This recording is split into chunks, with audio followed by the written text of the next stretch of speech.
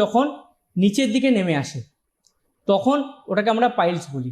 তো এই ধরনের পেশেন্টের যে সমস্যাগুলো হয় সেটা হলো পায়খানা দিয়ে রক্ত পড়ে এবং পায়খানার সময় উনি বুঝতে পারেন যে কিছু একটা বেরিয়ে আসছে।